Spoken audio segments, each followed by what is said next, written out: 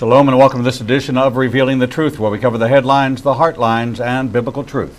I'm your host, the Reverend Rabbi Eric Walker, and this morning we're visiting with George Escobar, Vice President of Film and Television for World Net Daily, WND TV, WND Films, WND.com. George, welcome to the program.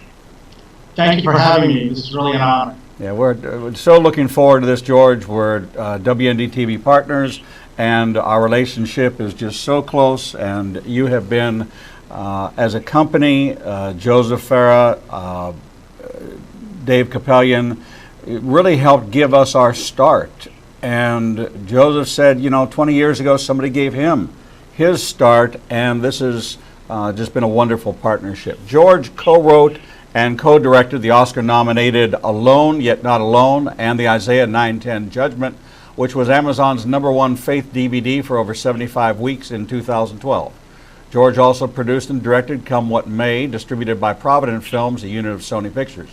Produced Every Boy Needs a Hero, released by Capital Christian Distribution, and most recently, executive producer of The Screenwriters, now available on Pureflix. He is the Vice President of WND Films and was a producing fellow at the American Film Institute, co-founder of the Advent Film Group. Previously, he was Vice President of Product Development for Discovery Networks, Executive Director of AOL Time Warner. He holds 7 U.S. patents for interactive design and technologies and is a regular speaker at many Christian film festivals and homeschool conferences. George, you have such an accomplished CV, such an accomplished background for a young man. Was film and faith always a core component of your upbringing? Where did all this vision and dream come from? It really came from the Lord, and let me just qualify the young man. Thank you for thinking that. But I have 3 grown boys, and one is still in college, but yeah, I'm getting close to 60 years old. So. Wow. Praise God. But that's how come the background is fairly extensive. I've been around long enough. There you go. So when you were growing up and developing your vision for this, was film always a part of something you wanted to do? Yeah, I came on it as I would say from a secular perspective. As a young man, 14 years old, I saw a movie that just knocked my socks off. It was That's Entertainment. I had never seen so much talent up on screen, singing and dancing. Fred Astaire, Gene Kelly, Judy Garland. And I told myself, that's what I want to do. And unfortunately, musicals were on the downward slide. I ended up going to film school at the American Film Institute, and then I worked in Hollywood for a number of years. But the Lord was so gracious because He knew that my heart was not in the right place. He literally had to pull me away across the country in the Washington, D.C. area for almost 25 years, my wilderness experience, until I met Stephen Kendrick when his first movie, or actually his second movie, Facing the Giants, met with a great measure of success. And we had a hallway conversation at a film festival in San Antonio, and we exchanged backgrounds, and he said to me, "So George, with all these things that the Lord has done, what have you done about it?" And it was pierced my heart. Very innocent question, but if you've ever met Stephen Kendrick, he's that kind of guy. And I had to confess and just cry out to the Lord that I had been faithless. I had not followed through on those gifts, and I want to be forgiven and just redeem the gifts. And 3 months later is when Advent Film Group began. And it began not to make feature films, but rather those feature films were a byproduct of a larger mission, which is to raise up and train up the next generation of young people who are Christian to make movies that would portray God's stories, that would dramatize it and really make movies for Him. I always tell our students that there's only 2 movies that you can possibly make. And they go, take exception to it. What do you mean? They say there's drama, comedy. No, so I'm not talking about genre. I'm talking about the 2 kinds of movies. There's movies that pull people towards the Lord, and there's the movie that pushes them away. That's it. Every single movie falls into those two categories. So I challenge them, which kind of movie are you going to make? And so that's been just that started about 10 years ago, and the Lord has blessed me with great people to help along this journey of training and helping out young people who are now making a lot of movies that you're able to enjoy on DVD or in movie theaters. He's allowed us to make Come Up May, our first film with Patrick Henry College, Every Boy Needs a Hero, Father-Son baseball movie, Alone Yet Not Alone, which is really about God's faithfulness, and during the French and Indian War, a particular family true story, where young people are taken captive 200 miles away, and they're not alone. God is still with them, and they were able to endure that captivity and come back to Philadelphia. And most recently, The Screenwriters, which is a 1940s period movie, essentially the graduation film of the young people that we had been training all along. And they produced it, directed it, wrote the screenplay, were all the department heads. And that is a story that's really dynamic because it takes place in the 1940s, and it's about a college graduate with a Christian worldview and a secular Academy Award-winning writer with a secular worldview, and it's the clash of those worldviews as they write this new story. And so you see that ideas and movies don't come out of the void; they come from people's personal worldviews. And then most recently, we've been in development at WND for Trapped in Hitler's Towel, and another movie based on one of our books called Missile Man. It's interesting. I've had Anita Dittman on the program, author of Trapped in Hitler's Hell, her biographical story about her journey to faith, about this overwhelming oppression that she felt, the fleeing from this horrible situation. And we've had John Clausen on to talk about Missile Man. And I came out of the AT&T world, so the IBM parallels between AT&T were always, they were the company that we tracked most with. And so hearing his story, and I remember the group that his father worked in because I was in AT&T at the time that program was there, and I was just spellbound by this incredible story of his father and this journey. But what captivated me about Anita's story was my own personal experience, my own family's history in bringing a cousin from a displaced persons camp. We brought her in 1957 when the last camp closed. So we heard firsthand the stories. I went on a journey in my 50s to go find my family in Ukraine, in Poland, in the former Soviet Union, in Hungary. And it was an incredible journey, and the richness of the stories that came out of the Holocaust, of journeys to faith, and how loving, forgiving, and tender-hearted that to these captors and these people that tortured, that you see this most incredible light emanating out of the darkness, even this reflection off a pinhead in total despair. The Anita Dittmans of the world are so powerful, and the story is so incredible. Now, this is a story that resonated with Joseph Farah, the founder and president of WND, and he came to you several years ago, and as you looked at your roster of books, and WND has published some incredible books. I mean, the list of bestsellers and the success of the imprint is just extraordinary, and it's an incredibly selective process. You don't just publish any book. But as you looked at all these, you as a film producer, director, writer, had to evaluate which would translate from the written word into the visually portrayed word. And I don't think people understand that process of how do you convert. I had to go through the process of converting a spoken word to a written word, and that was a very difficult task because I had to take sermons and turn them into a book. And a publisher came to me and said, we'd like to publish this, but here's what you're going to have to do. And I said, how do you do that?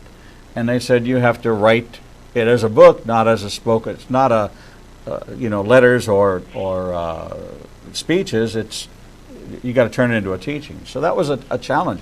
But then for you to evaluate, as you looked across the roster of books, and Joseph Farah comes to you and says to you, listen, we want to do a feature film, full-length feature film. First of all, what is a full-length feature film? What does that entail? Because my understanding of a screenplay, it's like 1 page per minute of film time. And I don't even understand. I've seen screenplays, and I just don't understand. I've seen the screenplay for movies that I've actually watched, and I don't get how it goes from 1 page to 60 seconds on the screen. I'm not that visual. Some people are. You certainly are. So how does that happen? How do you evaluate, and then how do you proceed? Yeah, I think the evaluation process has to entail the Lord's timing for a particular project. In this case, Anita's story has been around for years, maybe decades, when she began to speak about it.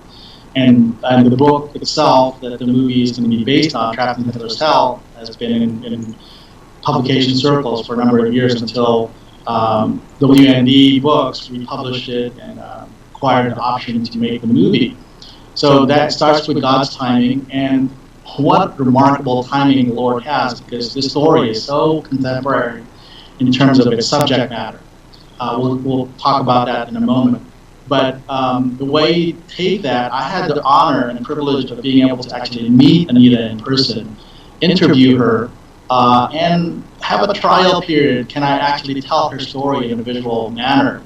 And so I made a documentary first, which is highly visual, but interviewing her mostly, and then interjecting it with dramatization of her story. And Jan Markell was so gracious in really helping flesh that out, working with Anita as well. Obviously, she's the co-author of the book. And they loved the documentary, and so they gave me a lot of confidence that I was able to successfully translate it into a different medium. Now, the screenplay format as a narrative is different from a documentary because you have to involve the emotion and entertainment at the same time, and factual accuracy, and being faithful to the heart of the story. We had to take some liberties to combine certain events, combine certain characters, make things a lot more visual than you would reading the book, where your mind's eye is sort of filling in those details. And you can get into somebody's thought process in a book. Well, you can't see a thought process, so you have to actually figure out how to manifest that on screen. And because of the way screenplays are written, they're formatted in a certain way, you describe the scenes a certain way, dialogue fits a certain set of parameters. Just over the decades of screenplay development, it's become very mature, so that if you have a properly formatted screenplay, when it's shot and all of the editing has happened, ends up being approximately 1 page per minute of screen time. Modern screen time is now about 90 minutes. That's driven economically. You can show more movies per day for a 90-minute movie than a 2-hour movie, so maybe 5 screenings instead of 4. And also, people's attention spans are much, they're less forgiving. Yes. Although, in order to tell a rich story, a 2-hour movie is completely satisfying if you have enough story there. For us, we felt we could tell Anita's story in about 90, almost, about 100 minutes. And hopefully that will leave you wanting more, and there's lots of material that you can follow up with. I could go on and on as far as... Well, the process of taking from concept to screen is extraordinarily long. I don't think people realize how long these projects take. And then once you begin to you have a screenplay, then you have to begin to cast characters. That takes a while. Costume development, set development. There's so many different aspects to this. It's a play on steroids, because a play is in a locale, fixed sets, all those things. You have to go find and research and look at locations to be able to shoot this. And do you have to build a custom set, or is there a set out there that you can use, rent, or already exists? Do you go to Auschwitz and shoot the barracks, and then do you put people in them without them actually being there? There's so many things like we do with the green screen, with chroma key walls and superimposing my location, your location. We're sitting in the WND set in Chantilly, Virginia. You're actually there. I'm in Birmingham, Alabama, but I'm actually sitting in your studio in Chantilly in Birmingham. So this is the technology that we use today. It's got to be fascinating. So Joseph came to you 2 years ago with this idea, this vision for a full-length motion picture. We see the staggering budgets. I know that my own project, The Codist, estimated to be $7 to $9 million budget. It was $70 to $90 million budget. Okay? Not something that a small film shop, but a full Hollywood production, because it's like the Bourne Identity and the technology of Raiders of the Lost Ark and those kind of things. But you have found a way to do this through almost a crowdfunding, GoFundMe kind of program where people can participate in this effort with WND. Yeah, there's layers of the funding. Right now, we're in the investor funding phase because the movie right now is budgeted about $5 million, which seems like a high budget when compared to what, though? Most Hollywood films are in the $50 to $100 million budget, and a lot of the more recent films that will be similar to, that Trap will be similar to, is like The Book Thief. I think it was like a $12, maybe $15 million movie, or Imitation Game, also in that range. And we're very careful about budget and making sure that everything shows up on the screen. What we're doing now with GoFundMe is, in order for us to successfully raise that kind of money, that millions of dollars, investors need lots of different kinds of materials. There's the private placement memorandum that the SEC requires. There's, as you alluded to, the pre-production work, the screenplay writing process itself, which has already taken 2 years. Then there's just the materials that you need to prepare, concept art, some footage, beginning the location scouting, beginning to talk to actors, and put all this package together and then present it. And so we have a very modest investment package that we put together, paying for the attorneys and everything else in terms of preparation. And that's what we're doing with the GoFundMe campaign. That's budgeted about $120,000, and to raise the $5 million. And then there's another raise after that for P&A, the print and advertising, which is the marketing and distribution of films. So we're taking it step at a time, and again, according to the Lord's timing. But there's a certain sense of urgency. Anita is still with us at 90 years old. Lord, thank you so much for preserving her. But we would love to get this movie made while she is still with us and really be part of that whole process. She's already been very instrumental in vetting the screenplay and also continuing to talk about her story to the media and lots of different organizations. So that's why we would love for the people who are watching this interview to begin to understand what this is all about. And if they go to our GoFundMe campaign page, we've actually prepared a short video that explains the whole thing. We also have written several stories about it and what we're doing and our intentions and why this movie is so timely for today. Where Anita, as a Jewish young person whose father is Aryan and mother is Jewish, is abandoned, and she ends up being nurtured by a Christian pastor, a true historical figure, Ernst Hornig. And through that, her mother also becomes a Christian, as does Anita.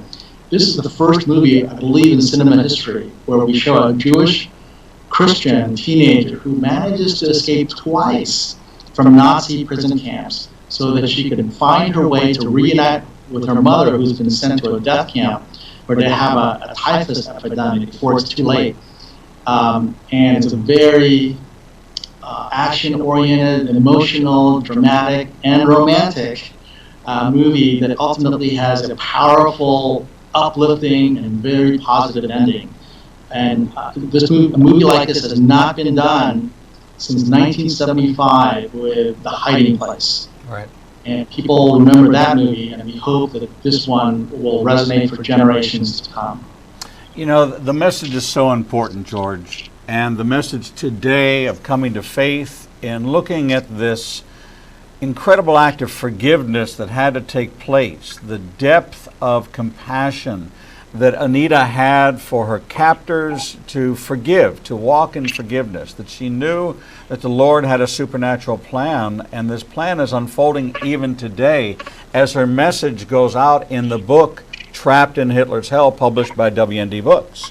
Now to take this to the next level, to make the public aware of what it was like, truly like through the eyes of a Jewish believer, navigating through Nazi Germany, navigating through the death camps, navigating to reunite with her mother, the one that was her anchor, that was her grounding in all this. The thing that kept her alive was her vision for getting to her mother. And the Lord sustained her. Here she is, 90 years old, living in Minnesota. Jan Markell is such a great friend of hers and such a great mentor. And I know that they're doing a conference. I just read on WND.com that they're doing a conference, and Anita's going to be there to sign books and to talk a little bit about this project. I'm someone that has gone on the GoFundMe and signed up and made my contribution to say that I'm with you. And we encourage our audience to do this. We're going to take a short break, but while we're on that break, I encourage you to go to the WND GoFundMe page. George, how can they, what is the link to that page? Let me find out when we come back, and I'll... All right, we'll have that for them, but if they go in their search bar and they put in WND, Trapped in Hitler's Hell, GoFundMe, they'll find it. We have a smart, savvy audience. If they're watching us on the internet right now, on Facebook Live or through www.inbn.com, they figured it out already.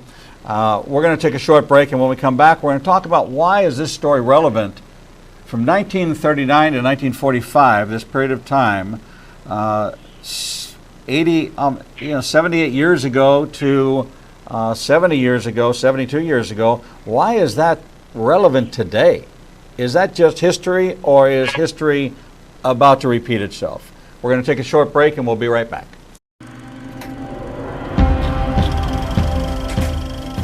At WND Films, we're making our first major motion picture, and we want you to join us on this journey.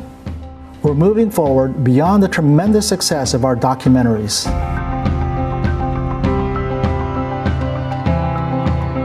So we've hired two of the best faith and family award-winning filmmakers in the business, George Escobar and Ken Carpenter.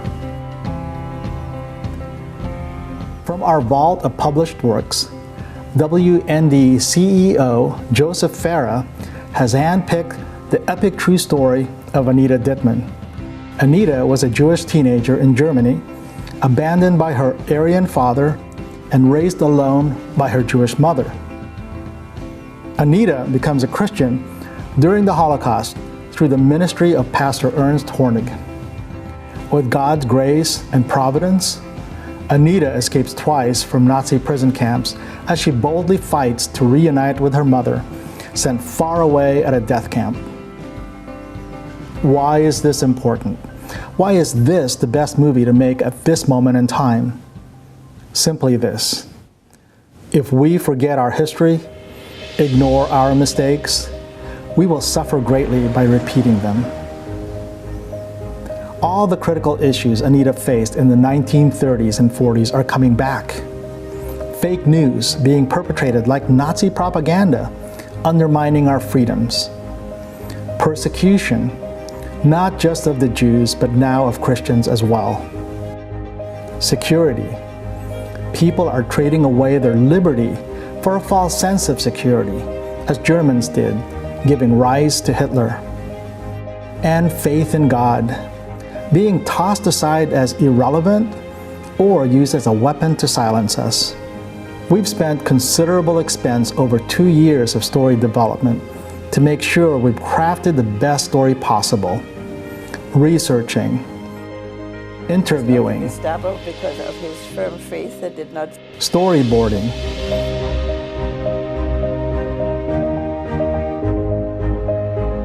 screenwriting, and most recently, validating our screenplay.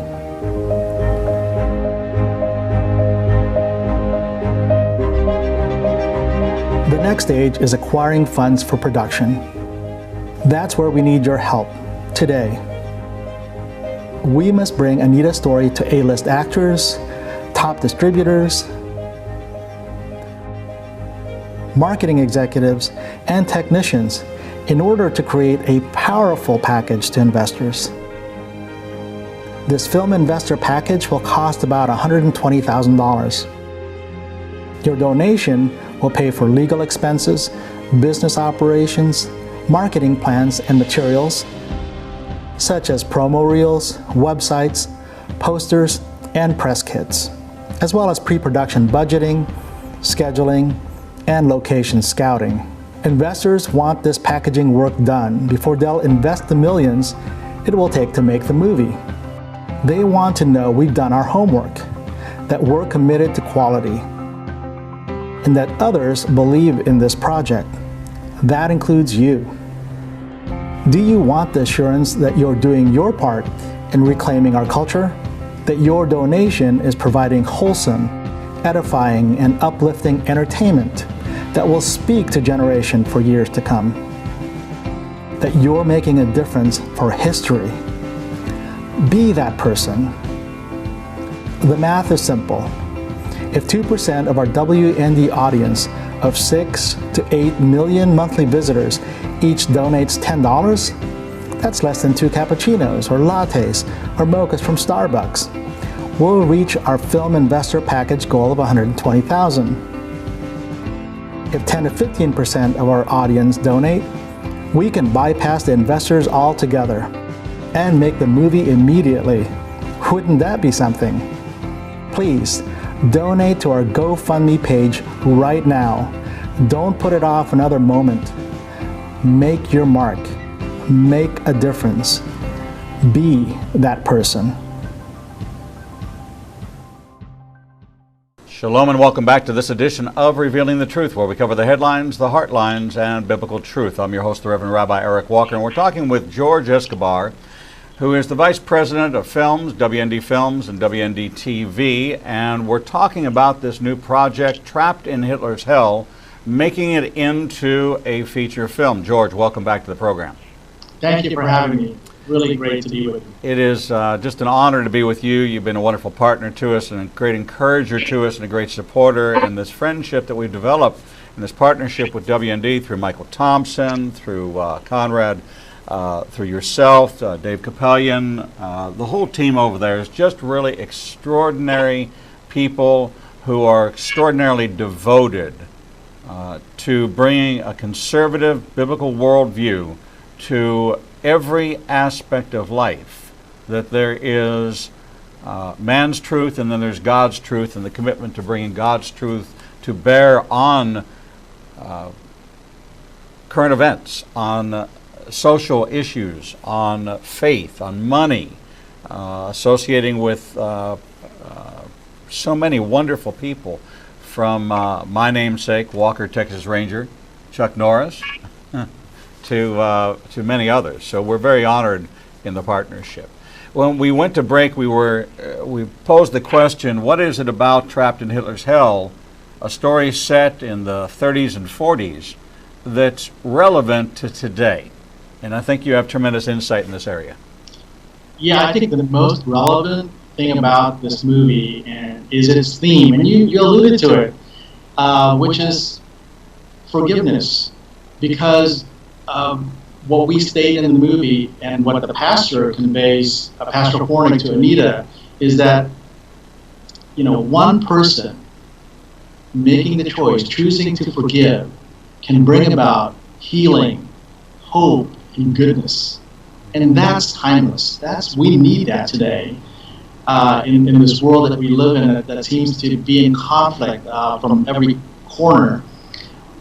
We have in this story the fact that the Nazi propaganda began to really change people's perception about who they are as a people, as a nation, that they could begin to exterminate others. So the notion that America is immune from those kinds of influences, coming from, we're seeing the fight on the streets, just like it began to happen in Europe just prior to World War II.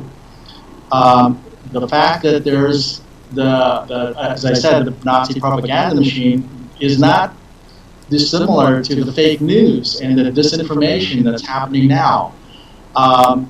The fact that the church needs to be involved in people's lives in a real way, in a powerful way, in a personal way, just like Pastor Hornig was one of the few men who would stand up and was not afraid to have his love and his sense of mission for the Lord had given him to be able to talk to and reach out to his Jewish friends and community. That needs to happen, and is happening to some extent. And the work that you're doing in showcasing these kinds of stories is really important. There's a responsibility here, though, for people that are listening to us, that are aware of what's happening, that they need to participate. They can't just be sitting back and being silent. And so we encourage people that we have an opportunity here to change people's minds and become emotionally involved through this story to what's around them and what's happening around them. And so I really want people to visit our campaign for this movie and our GoFundMe campaign, because it has a lot of that information. We prepared a short movie, a clip that explains the whole thing and why we're doing this and why they need to be involved. It's extraordinary that when you take a look at the propaganda that changed the narrative, that media was taken over, the messaging that began to influence the entire culture of people, including the body of faith, the body of Christ across Germany, Poland, Austria, Hungary, Czechoslovakia, Lithuania, all the way into Western Ukraine, parts of the Baltic states, the Baltic area, all impacted by this agenda. People don't realize that Iran used to be Persia, and the reason why it's called Iran, which means in Arabic, Aryan, was under the influence of the Hitler regime in the 30s over the first Shah, who was sympathetic to the ethnic cleansing. And this is the model of Islam today, is ethnic cleansing, that if you are not part of the family of Ishmael, the family descendant of Esau, if you are not part of this lineage or you are converted into it, then you are an infidel. And their purpose is to ethnically cleanse the world so that everyone is in the same faith system, the same ideology. This is no different than the Nazi agenda. Adolf Hitler's agenda was to become the first owner of artifacts from an extinct people. This is the reason they seized the artwork. This is the reason why they seized the sculptures, is because he wanted to have the world's largest collection from an extinct people. He was going to be the provocateur of the extinction.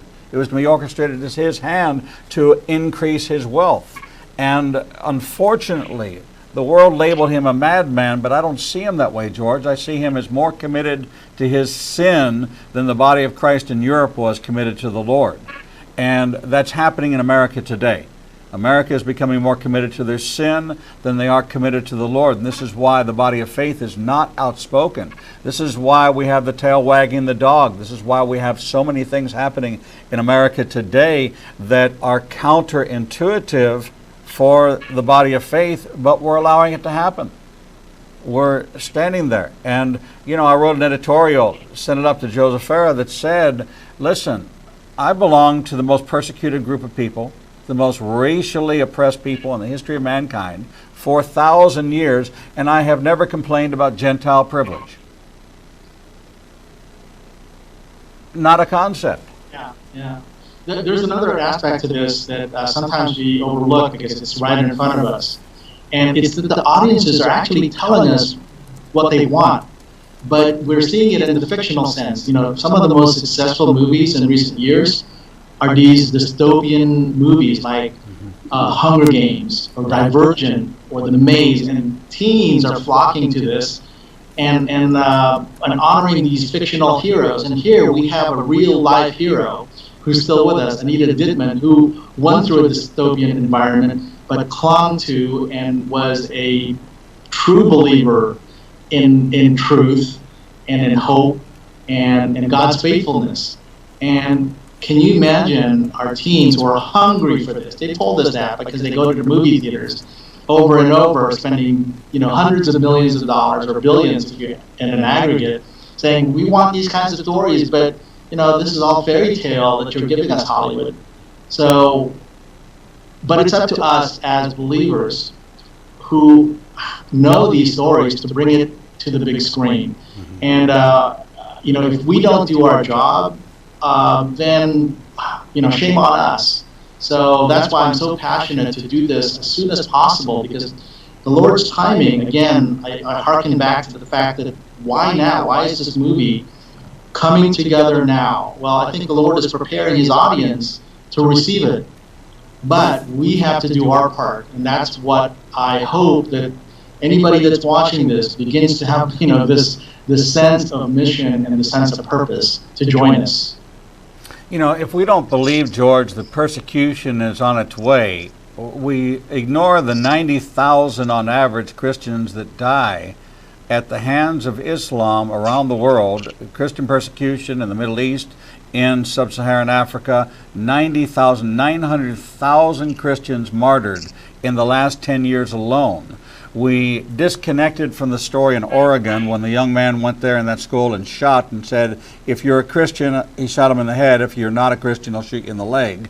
And the heroes out of that were the young kids that said, yes, I'm a Christian, knowing that they were going to be shot in the head. These are the heroes. But we're glorifying NFL players who are taking a knee and protest. I was a protester in the 60s and 70s. But we said, get out of Vietnam. We had a goal, we had an agenda, we had a message, we were on point, we stayed that course until America withdrew from Vietnam. All right, what we did after that, I'm embarrassed for, because we rejected the veteran. We've all come to our senses and realize what we did and have atoned for that.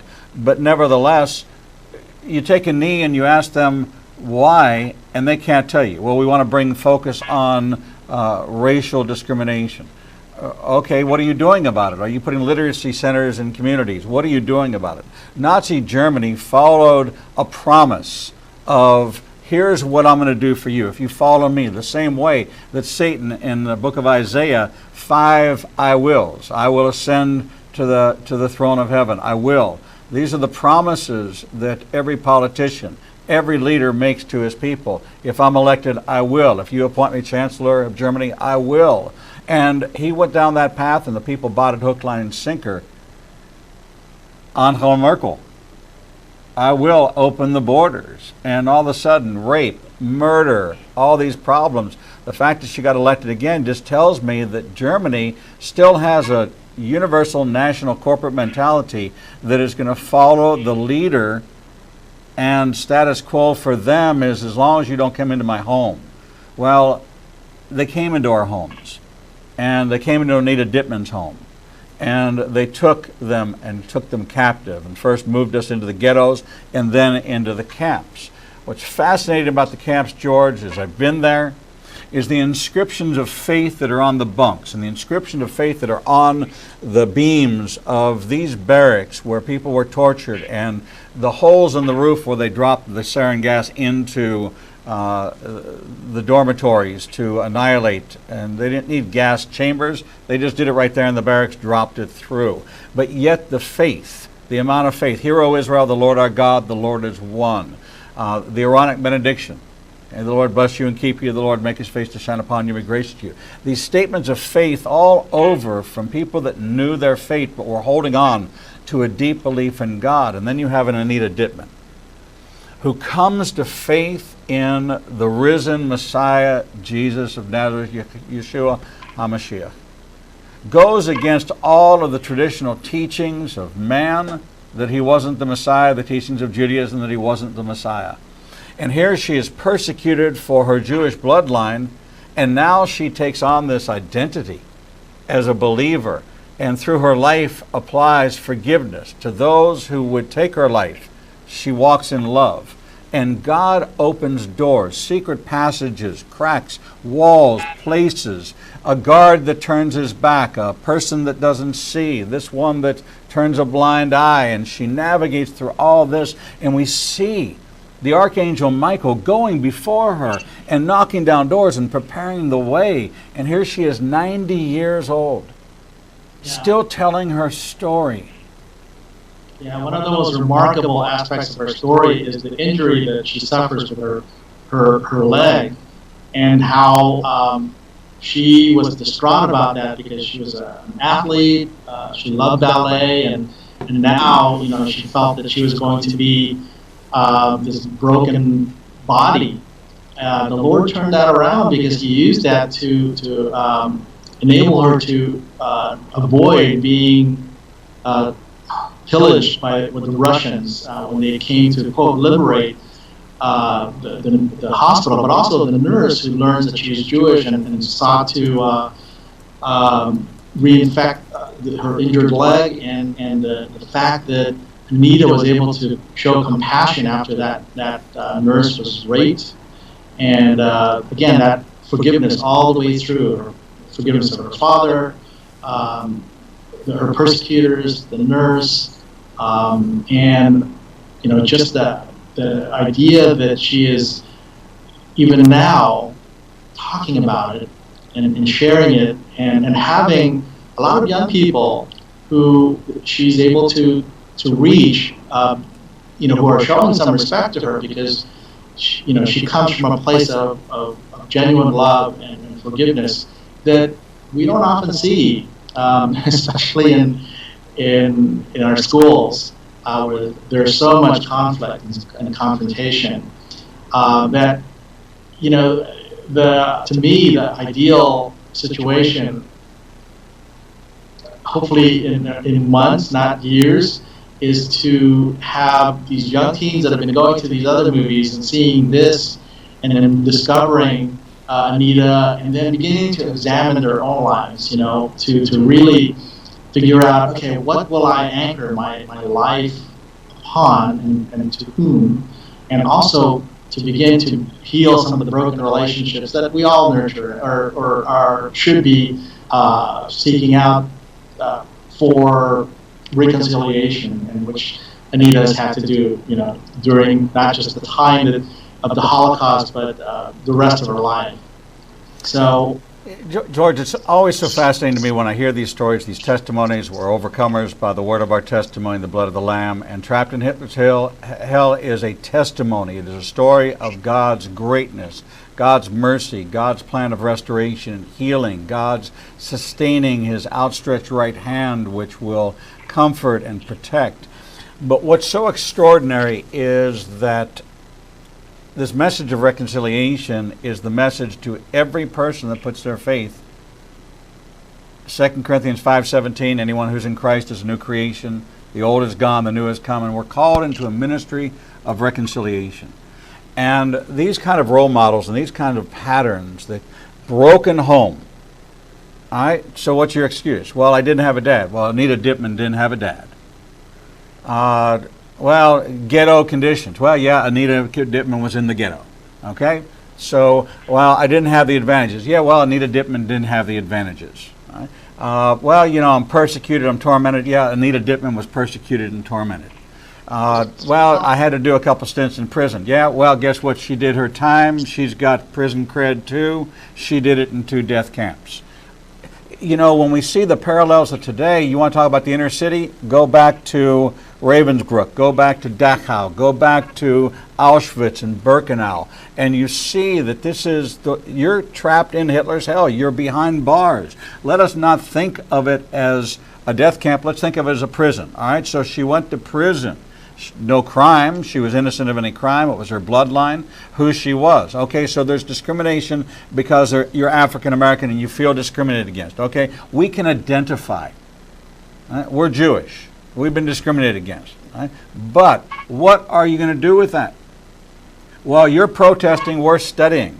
While you're protesting and talking about 400 years of history, we're going out and filing patents, and we're creating new technologies, and we're creating the cell phone and the iPhone and the chip that makes your computer run fast. And we're doing medical technology where you don't have to go have something shoved down your throat. We put a camera in a pill, and it takes a picture all the way down, and then you pass the camera, and you don't have to be sedated. You just take a pill and stand there. Okay? That's Israeli Jewish technology. Let's rise above this and say, you know what? Everybody has stuff. We all come into this world with stuff. And it's time that we educated and we informed and we empowered. And the message of Trapped in Hitler's Hell is empowered by the grace and mercy of God, that if you walk in forgiveness, you walk in love, you can rise up out of the most desperate situations in the natural that seem so impossible, with God's grace, His mercy, and the supernatural gift He's given us, that He has forgiven us. Who are we to withhold forgiveness from another? It's just an extraordinary message, George. And people can be a part of bringing this to the big screen. You know, in Birmingham, we have the Holocaust Education Center, and they go out, and we've had several people here on the program. People have written books about the Holocaust. We cover the Holocaust. I'm very familiar. It's an important part of my personal journey and personal life. And schools. And every time a Holocaust survivor goes into school, high school, the kids fall desperately in love. The stories I hear, oh my goodness, we love that person. Max Steinmetz down here, people love Max. Anita Dittman up in Minnesota, we love Anita. The compassion and the stories and the richness, because we're losing the historical icons, George. This generation of Holocaust survivors is finite. My mother's 91 years old. Anita's 90 years old. These stories are they have to be passed down culturally, anthropologically. We have an obligation as cultural anthropologists, all of us, to keep these stories alive for generations to come, because if we do not remember, George, it will happen again. Yep, not repeated. Yeah. It will happen again. So people can participate in this. They can go to the GoFundMe page. You must bring Anita's story to A-list actors, top distributors, marketing executives, and technicians in order to create a powerful package for investors, and our audience can do something about that. They can participate, whether $5 or $5,000, it doesn't matter. You can make a difference in keeping this story of Trapped in Hitler's Hell alive. If you haven't read the book, you should read the book, because the imagery, the pictures that she portrays, and then the documentary that George has produced along with that will take you on a journey that says, I want more of this story. Your donation will pay for legal expenses, business operations, marketing plans and materials, promo reels, websites, posters, press kits, as well as pre-production budgeting, scheduling, and location scouting. And here's the math. WND has 6 to 8 million, and these are unique visitors to their website. If only 2% of their audience donated $10, they'd reach their investment of $120,000. They're just looking to raise $120,000, and you can do your part. You're not going to get a brass plate on a pew. You're not going to get your name hung on a certificate on a wall that you did your part. As a matter of fact, Scripture says, give your giving in secret. Don't let your left hand know what your right hand is doing. This is a way for you to do that, to visit the GoFundMe page and participate in supporting bringing Trapped in Hitler's Hell, the Anita Dittman story, to the screen. George, this is just an incredible project, and I, for one, appreciate, this isn't a cry for money. This says I can make a difference. This is an opportunity for me. I don't get this opportunity. Hollywood doesn't call me and say, hey, throw in a couple bucks for this project. I get the chance to take of my earnings and say, this is a project I can get behind. I don't have to buy the book. I don't have to buy the movie. I can deposit money into an account that's WND, great stewards of everything that God has given them for the last 20 years, faithful, faithful stewards, to put this into production, and I can do a little bit to help out. I'm not going to get a tax-deductible contribution. I'm giving you a gift, and I feel good about the gift, that I'm doing my part, and I encourage our audience to do their part. We will put up the link on the Igniting a Nation Facebook page. I'll put it on my personal page. You can click there. You can go to WND.com and you can find all the information about this. George Escobar, thank you so much for being with us here. George, I know that you and I will be talking and visiting soon and spending time together as we continue with this ongoing and always developing partnership. Thank you so much for your support and for this project. You've been a delightful guest here on Revealing the Truth. Thank you so much. Can I just say one thing? Please. Aspect of this that's really critical, and that is we need us, this body of believers, to be involved, because if we bring this to Hollywood and say, hey, you take over, they're going to rip out and remove these elements of the story that is not politically correct for them. So we need to retain the honesty and truth behind this, and that's only going to happen if we all band together and give up a cappuccino and put it in this movie. And that's all you're saying is give up one Starbucks, one Panera, one something, and make a difference. Make a difference, because the difference will be, we're not talking about making this a grand Hollywood success. We're talking about getting this in every high school in America, getting this story in the history books, getting the story told around the world, in every English-speaking nation, and then translating into every other language around the world so this message does not die. Yes, with integrity and power, not muted, not edited by Hollywood. We Right. want to tell it the way that the Lord has given us this time, this audience, ourselves as creators of this project, and Eric, as you as a great communicator for these kinds of people like Anita and what the mission of WND, we are so grateful for what you're doing and how you're bringing this about. Thank you so much, George. God bless you, my friend. All my best to everybody there at WND. Thank you. We're going to take a short break, and when we come back, we'll bring you the next edition of Revealing the Truth.